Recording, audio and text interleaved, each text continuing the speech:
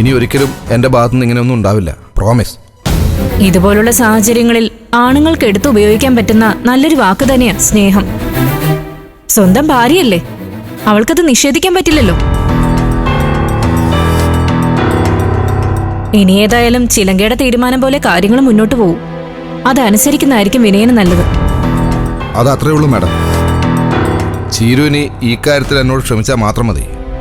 എനിക്ക് അവളുടെയും കുഞ്ഞുങ്ങളുടെയും ഒപ്പം ജീവിക്കണം. അതിനെന്ത് വിട്ടുവീഴ്ചയ്ക്ക് ഞാൻ തയ്യാറാണ്. ഞങ്ങൾക്കൊരു മകൻ ജനിക്കുമെന്നുള്ളത് എൻ്റെ വലിയൊരു സ്വപ്നമാണ് ഡോക്ടർ. മകനോ? ചിലങ്കയുടെ വയറ്റിൽ വളരുന്നത് ആൺകുഞ്ഞാണെന്ന് വിനയനോട് ആരാ പറഞ്ഞേ? ആ ഒരു പ്രതീക്ഷയിലാണോ ചിലങ്കയെ നിങ്ങള് വീണ്ടും തിരിച്ചു വിളിച്ചത്? അയ്യോ, അതുകൊണ്ട് മാത്രമൊന്നും അല്ല ഡോക്ടർ.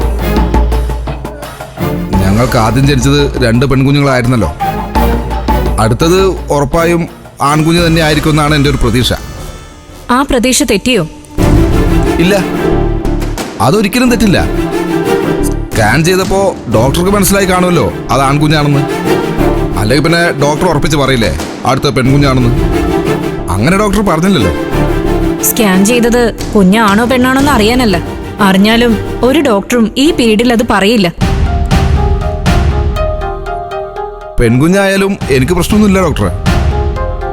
2 പെൺകുട്ടികളുടെ കൂട്ടത്തിൽ ഒരാൾ കൂടി, അത്രയല്ലേ ഉള്ളൂ. ആൺകുഞ്ഞാണെന്നറിഞ്ഞാൽ കുറച്ചുകൂടി സന്തോഷം. ആ സന്തോഷം എന്നെ കുറച്ചു നേരം മുൻപേ അറിയിക്കുന്നതിന് തെറ്റുണ്ടോ ഡോക്ടറെ? മതി, ഇനി നിങ്ങളോട് സംസാരിക്കാൻ എനിക്ക് താല്പര്യമില്ല. ഇനി സംസാരിച്ച വിനയന്റെ ഉള്ള സന്തോഷവും സമാധാനവും കൂടി നഷ്ടപ്പെടും. നിങ്ങൾ പൊയ്ക്കോ. ഡോക്ടർ, അപ്പോ പോകാൻ പറഞ്ഞത് കേട്ടില്ലേ മിസ്റ്റർ? പൊയ്ക്കോ.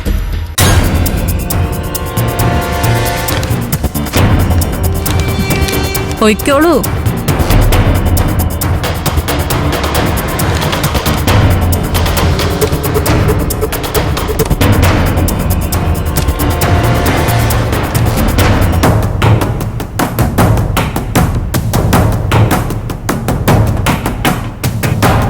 അപ്പോ ഇത്തവണയും എൻ്റെ പ്രതീക്ഷ അസ്ഥാനത്തായി. ചീരുവിൻ്റെ വയറ്റിലെ പെൺകുഞ്ഞ. അതല്ലേ ഡോക്ടർ അങ്ങനെ പറഞ്ഞത്? അതെ, എല്ലാം വെറുതെ ആവാൻ പോവാ. അവള് കുഞ്ഞിനെ വേണ്ടെന്ന് പറഞ്ഞപ്പോൾ ഞാനാ എതിർത്തത്. അടുത്തതെങ്കിലും ഒരാൺകുഞ്ഞായിരിക്കും എന്നുള്ള എൻ്റെ വിശ്വാസം. വേണ്ട, ഇനിയൊരു പെൺകുഞ്ഞു കൂടി വേണ്ട. 2 പേരെ ഞാൻ കഷ്ടപ്പെട്ടിട്ടായാലും വളർത്തിക്കൊള്ളാം. പക്ഷെ ഒരാൺകുഞ്ഞ് വിനയന് വേണം. അതടുത്തതായാലും മതി. ഇത് ചീരുവിൻ്റെ ആഗ്രഹം പോലെ തന്നെ വേണ്ടെന്ന് വെക്കണം. അതിനെന്തെങ്കിലും ചെയ്തേ പറ്റും.